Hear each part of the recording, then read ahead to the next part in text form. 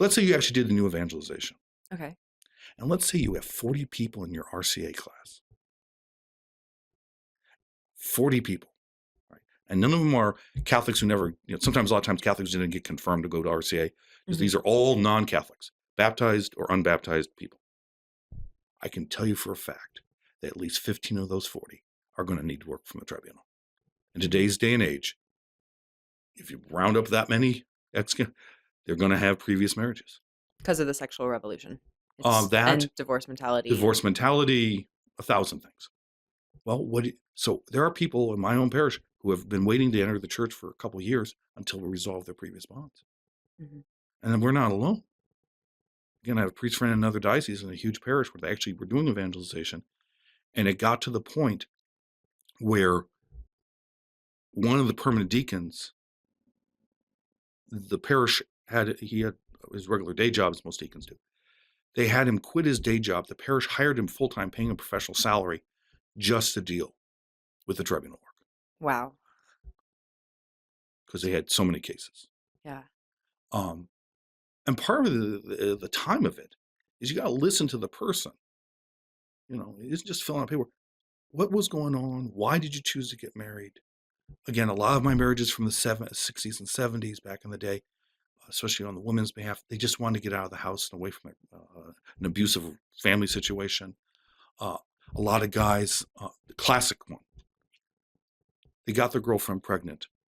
Classic line, I had to do the right thing. Okay. Well, have the baby. Then maybe get married or put the child up for adoption. And it's not exclusive and you can't hang all your coats on that hook. But if you got married just because she was pregnant, that's considered a type of force or fear. And there's also the flip side, not so much today because no one cares and more children are born outside marriage, but say you back up to the 50s, 60s. If you were a college girl and you came home pregnant, you were married. You got yourself married like within 6 weeks. It was just done with.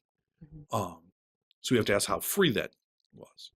Did you get her into? Would you just because you were emotionally attached or sexually attracted to someone is not the best basis for a permanent marriage. How does contraception play into that in today's day and age with the openness to children? Well, see, the problem is proving. Like I've had people say, "Well, throughout our entire marriage, we contracepted." Do you got video evidence every night? I mean, Okay. So yeah, it'd be that is one of the it'll be discussed and it's definitely one of the things that we'll look at.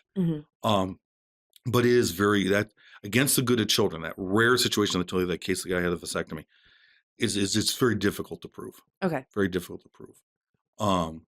Because basically, once you're married and you spend one night under the same roof, the church presumes the marriage has been consummated. Now, the contraception thing, what it's doing there, is one of the reasons So you should do a couple podcasts. You should reach out to some people who've been writing about this. The number of people getting married has dropped off so precipitously in the last 20 years. That's why we haven't.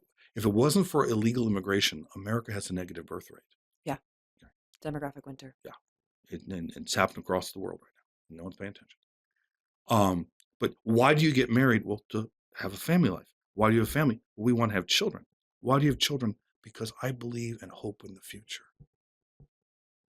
And people don't. People have given up. And I think, and I want to deal with this.